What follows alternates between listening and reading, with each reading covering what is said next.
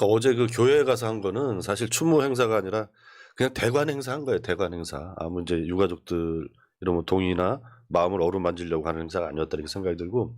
근데 저는 이제 어제 보면서 기사 난 거 보니까 대통령실에서 이렇게 얘기했더라고. 기자들이 왜 사과에 대해서 언급이 없냐 이런 얘기를 했더니 대통령실에서 뭐라 그랬냐면 4차례 이상 사과를 했다.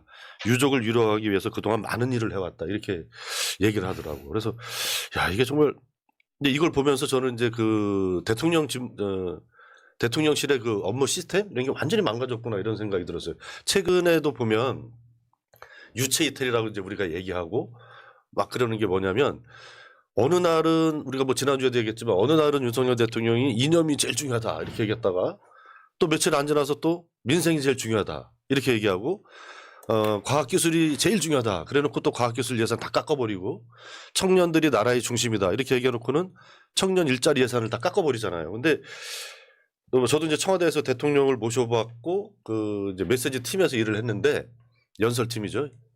이런 일은 있을 수가 없는 거예요. 그러니까 도대체 이런 대통령의 말이 이렇게 바뀌는 맥락 없이 바뀌는 이런 일들이 도대체 왜 생기나 저도 참 의문이었어요. 근데 제가 내린 결론은 이게 대통령 연설을 하거나 말과 글을 쓰는 사람들은 이게 다 시스템화되어 있거든요. 그래서 대통령이 그 이전에 해왔던 모든 발언들을 기록해 놓고 있고 어떤 이슈에 대해서 연설문을 쓰게 되면 말씀 자료를 쓰게 되면 과거에 어떻게 이 이슈에 대해서 얘기를 했는지 이거를 다 찾아봐요.